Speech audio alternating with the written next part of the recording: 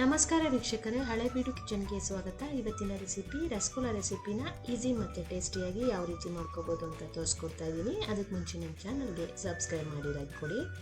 ತುಂಬಾ ಚೆನ್ನಾಗಿ ರಸಗುಲ್ಲನ ಮಾಡ್ಕೋಬೋದು. ಈಗ ಒಂದು ಪಾತ್ರೆಯಲ್ಲಿ ಸ್ವಲ್ಪ ನೀರು ಹಾಕ್ಕೊಂಡು ಅರ್ಧ ಲೀಟ್ರ್ ಹಾಲು ಹಾಕ್ಕೊಂಡಿದ್ದೀನಿ. ಇದನ್ನು ಚೆನ್ನಾಗಿ ಕಾಯಿಸ್ಕೋಬೇಕು. ಹಾಲು ಕಾಯ್ದಾದ್ಮೇಲೆ ಅದಕ್ಕೆ 3 ಟೇಬಲ್ ಸ್ಪೂನಷ್ಟು ನಿಂಬೆ ರಸ ಸೇರಿಸ್ಕೊತಾ ಇದ್ದೀನಿ.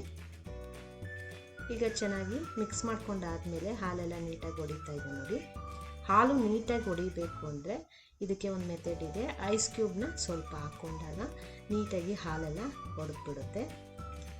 ತುಂಬಾ ಚೆನ್ನಾಗಿ ಪನ್ನೀರು ಬರುತ್ತೆ ನೋಡಿ.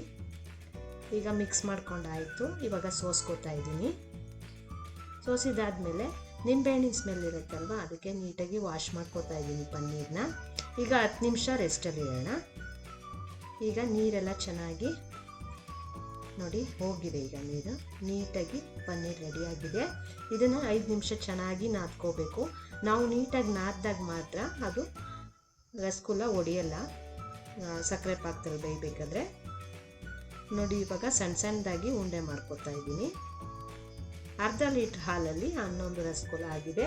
ತುಂಬಾ ಟೇಸ್ಟಿಯಾಗಿ ಮಾಡ್ಕೋಬೋದು. ಮನೆಯಲ್ಲಿ ನೀವು ಇದೇ ರೀತಿ ಮಾಡಿಕೊಂಡು ಕಮೆಂಟಲ್ಲಿ ಹೇಗೆ ಬಂತು ಅಂತ ತಿಳಿಸಿ. ಇವಾಗ ಒಂದು ಪಾತ್ರೆಯಲ್ಲಿ 1 ಕಪ್ಪಷ್ಟು ಸಕ್ಕರೆ ಹಾಕ್ಕೊಂಡಿದ್ದೀನಿ. ಅದೇ ಕಪ್ ಮೆಜರ್ಮೆಂಟಲ್ಲೇ 2 ಕಪ್ಪಷ್ಟು ನೀರು ಹಾಕ್ಕೊಂಡಿದ್ದೀನಿ. ಸಕ್ಕರೆ ಪಾಕ ಕರಗಿದ್ಮೇಲೆ ಕುದಿ ಬಂದ ತಕ್ಷಣ ನಾವು ರಸಗುಲ್ಲನ ಹಾಕಿ ಚೆನ್ನಾಗಿ ಒಂದು 10 ನಿಮಿಷ ಐ ಫ್ಲೇಮಲ್ಲೇ ಬೇಯಿಸ್ಕೋಬೇಕು.